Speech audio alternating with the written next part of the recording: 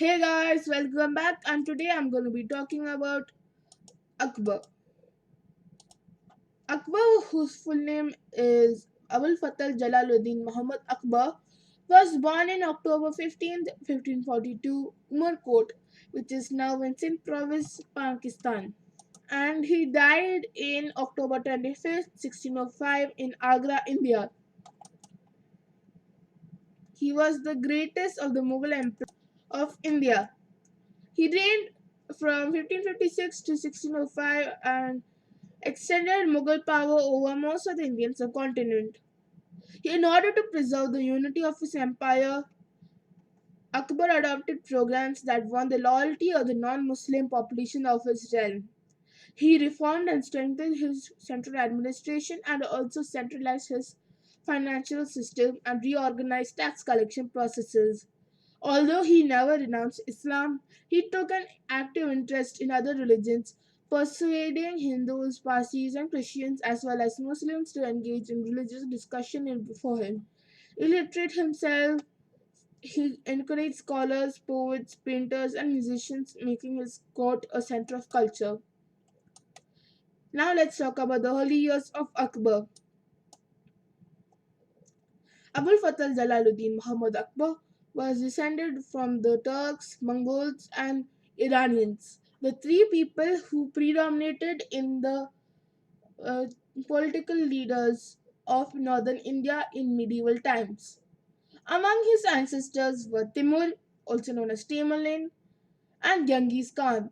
His father Humayun was driven out from his capital of Delhi by the Afghan leader Sher Shah of Sur and was vainly trying to establish his authority in the Sindh region, which is now the Sindh province in Pakistan.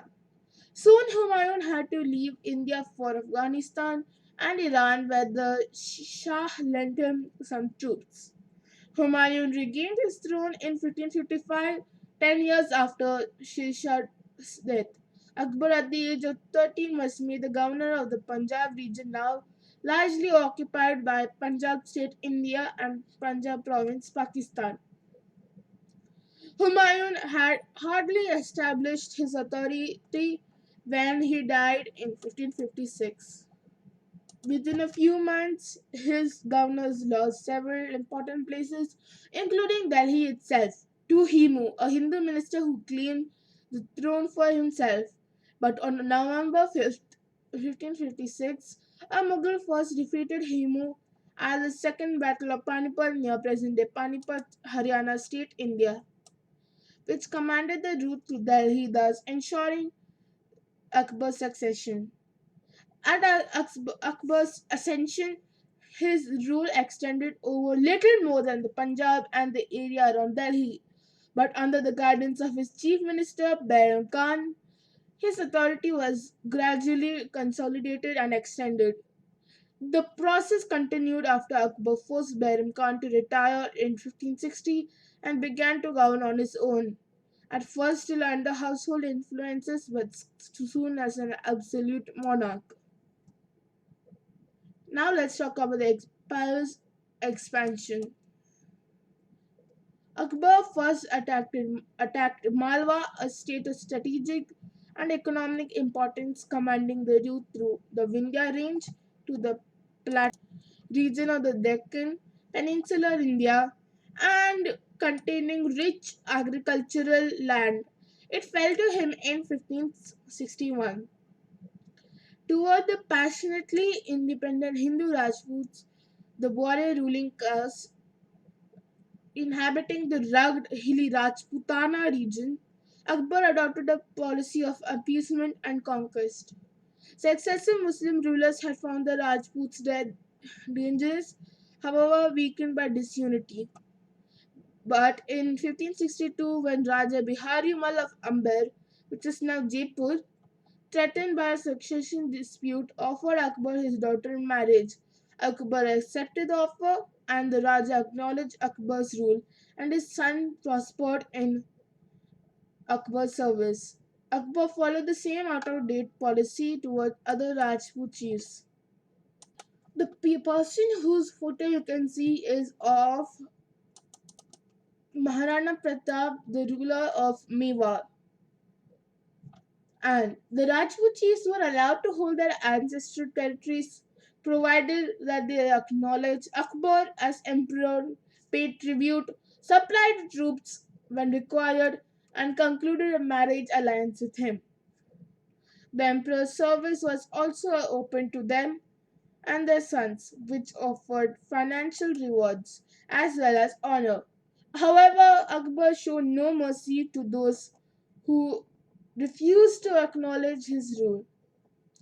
When, after prolonged fighting in Mewar, Akbar captured the historic fortress of Chittor, which is now Chittorgarh, in 1568, and he massacred its residents. Even though Mewar did not submit, the fall of Chittor prompted other Rajput Rajas to accept Akbar as emperor in 1570 and to conclude marriage alliances with him.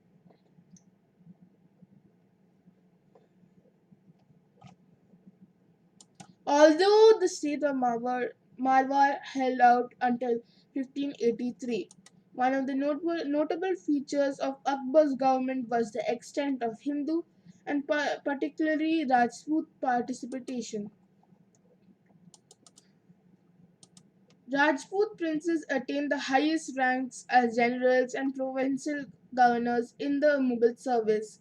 Discrimination against non Muslims was reduced by abolishing the taxation of pilgrims and the tax payable by non Muslims in position of military service. Yet Akbar was far more successful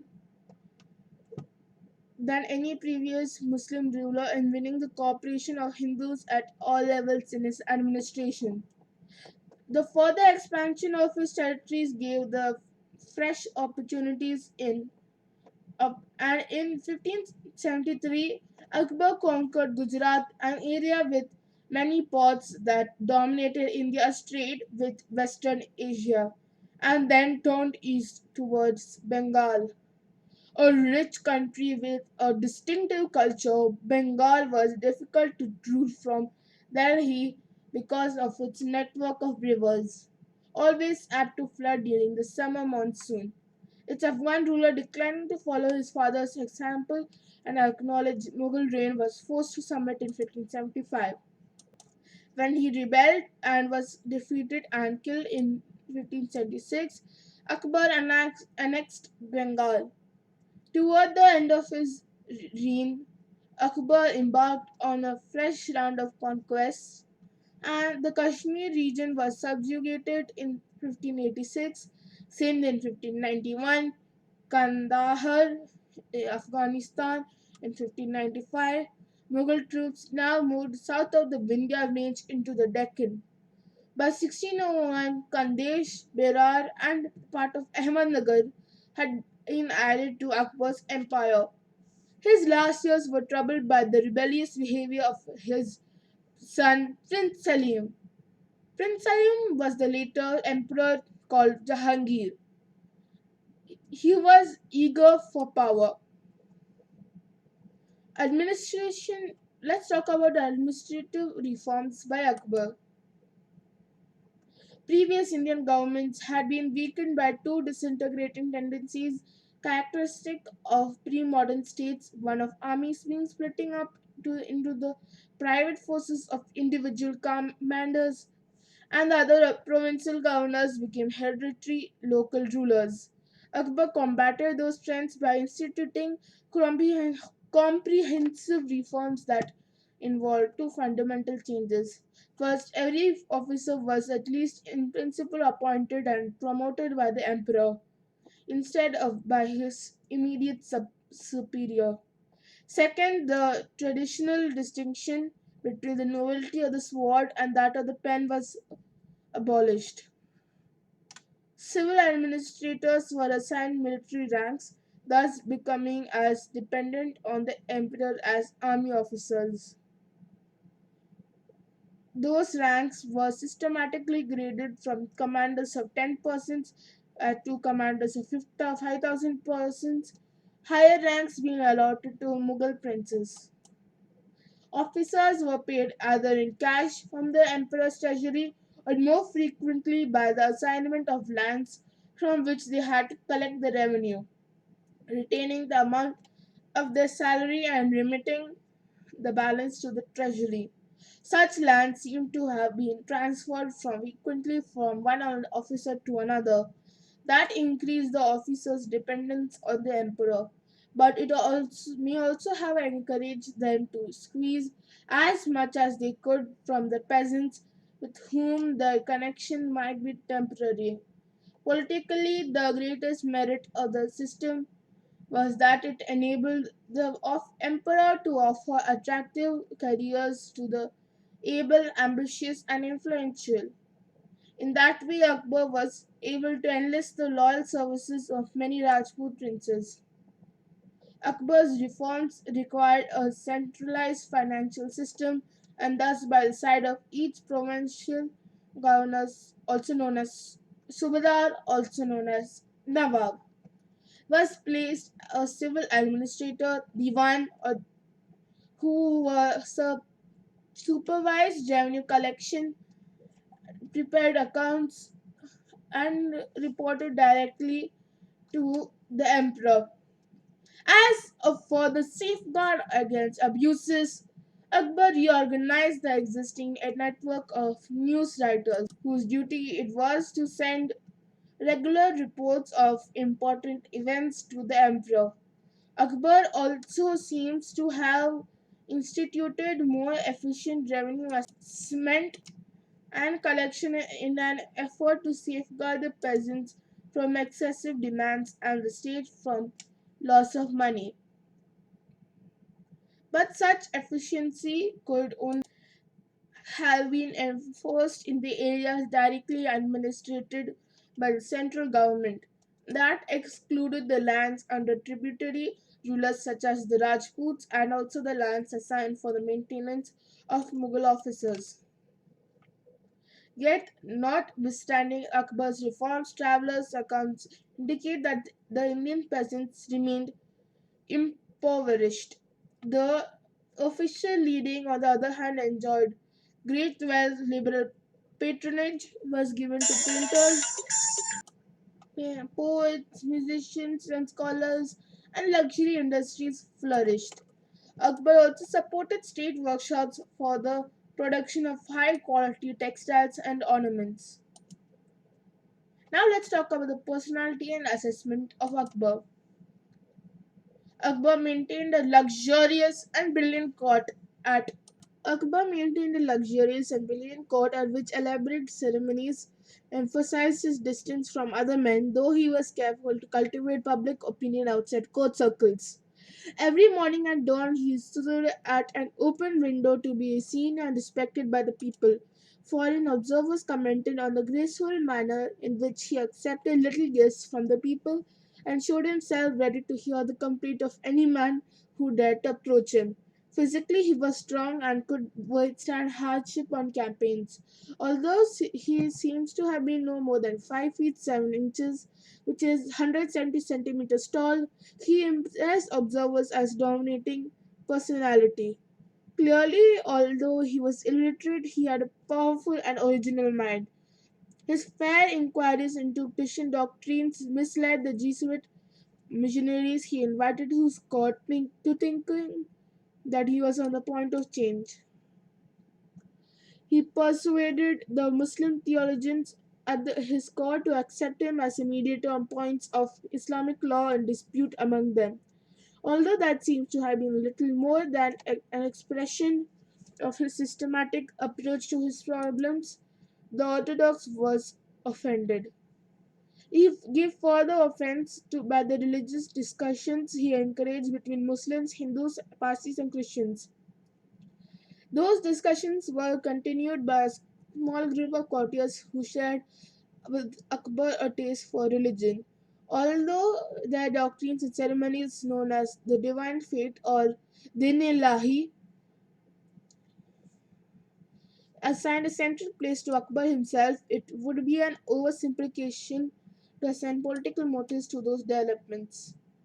Begun in 1570 and abandoned in 1586, Akbar's capital of Fatehpur Sikri near Delhi is evidence of the resources he could command. It's a combination of Hindu and Muslim architectural styles, symbolizes the contact of cultures he encouraged.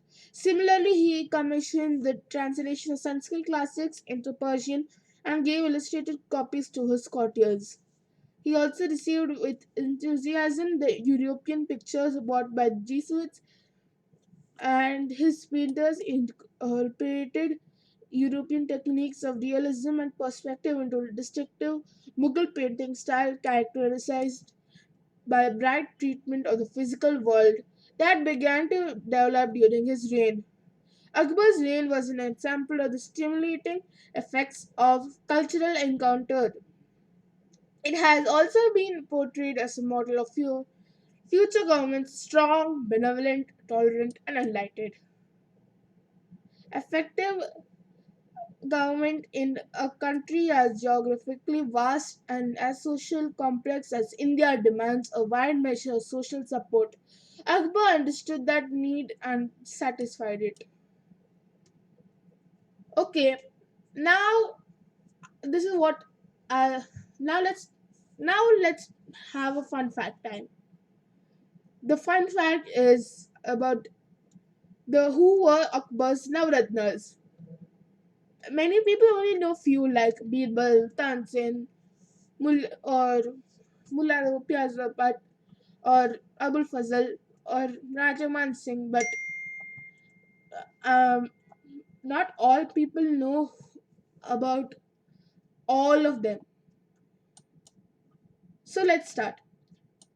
First is Birbal, second is Tansin, third is Abul Fazl, fourth is Faizi, sixth is Raja Todarmal, seventh is Raja Man Singh, eighth is Abdul Rahim Khan, ninth is Fagir Aziauddin, and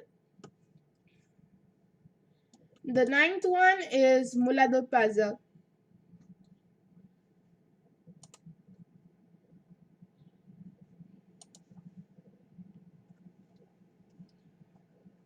Thanks for watching. Please like, share, and subscribe, and check out the blog whose link you can see. And hope you guys enjoyed. See you guys next time. And sorry for it being a very long episode like Babur, as these topics were very long.